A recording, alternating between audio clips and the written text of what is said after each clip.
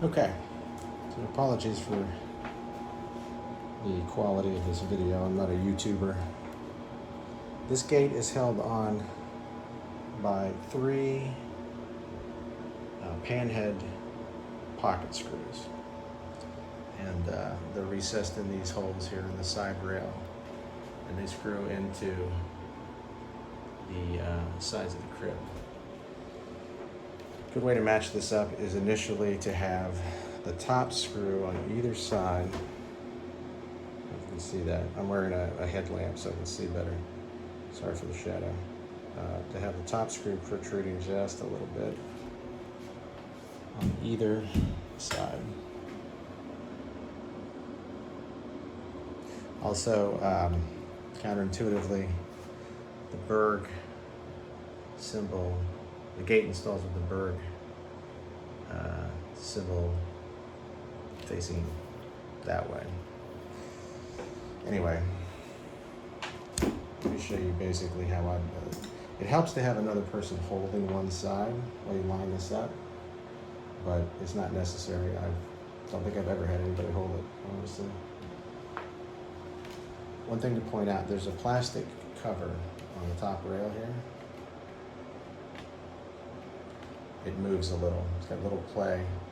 And what I've done is just penciled in a little outline on either side to tell you where the top of the gate should be lined up before you secure it. So the best thing to do is just try to get that lined up. To make sure the pencil mark and the top rail align. The screws are square head. They're not Phillips head. I'll give you one of these when you come pick up the crib. This bit, it's a long square head bit. I've got like 20 of them, so not a big deal. So then I hold it in place. I just kind of want to feel for that screw hole there. All right. I'm not torquing it. I'm just making sure that the screw is inside the bit. This is where having another person is kind of handy. But then I come to the other side.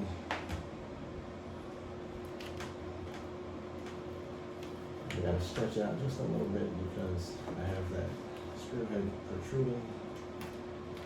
I'm gonna slide my plastic connector over to get right underneath that pencil mark.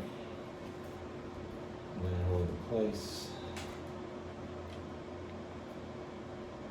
I've done this actually clamping these two together. It's not necessary, but it does help. And then slowly drag it through. Right. I'll check on the other side. I slide this over, and it's still nice and flush with that pencil mark, so I'm good. I'm not going to tighten the top screws all the way home yet. I want to get all of these screws in. The other thing is there are pencil marks that I made. You can't see that because of the shadow. At each screw line. There. Each one has a pencil mark. So you know if you've lined up correctly. So I just go down the line and I alternate. You definitely want to do this top down. Don't start from the bottom. Top down. Very carefully kind of feed it slowly and let it find the hole. That feels good. Turn it to this side. Drop this camera down a little bit.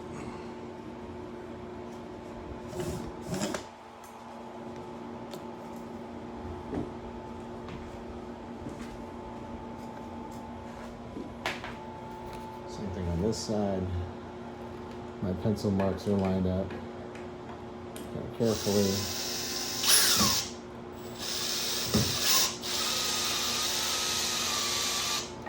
It's nice and snug, but it's not driven all the way in yet.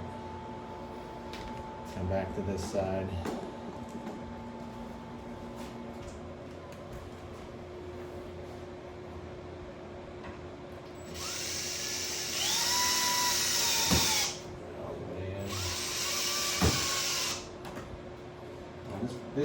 This side of the rail, it's fairly flush. It does bend in a little bit. This is not totally flush on this side, but it's fine. Just don't drive yourself crazy trying to make it flush.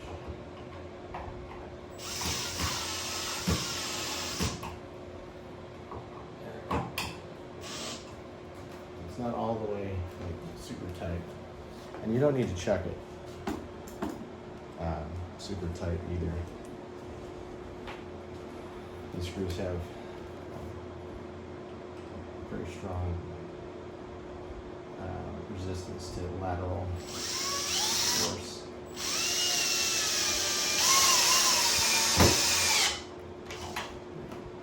I've actually got my drill chucked all the way to hammer. I could, if you have a variable clutch drill, 13 is fine. So what that does is basically the amount of force the drill uses, the amount of torque. And when you hear that, that means that that'll prevent you from stripping the screw and bottoming it out. There's plenty of torque. And then I'll just check it on the other side.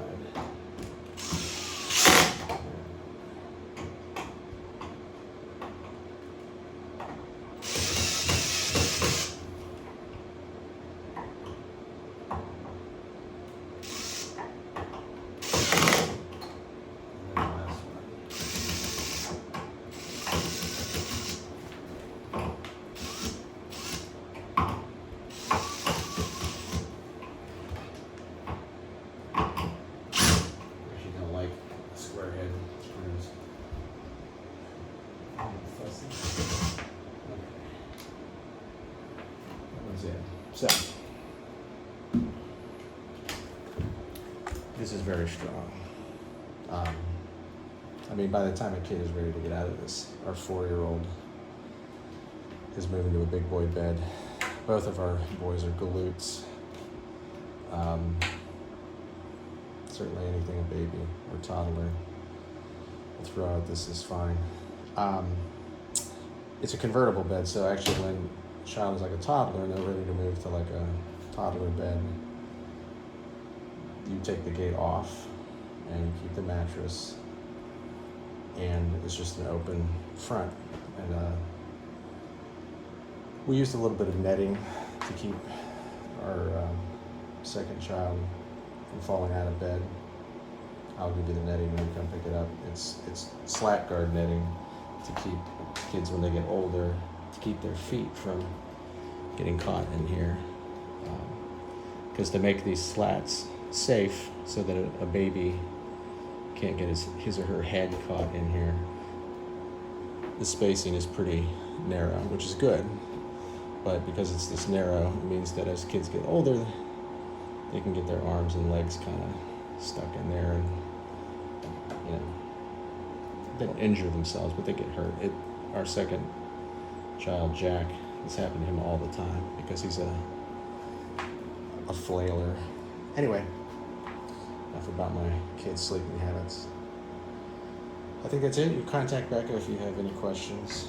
Other than that, it's very straightforward. It's a good crib, and I hope you all get good use out of it.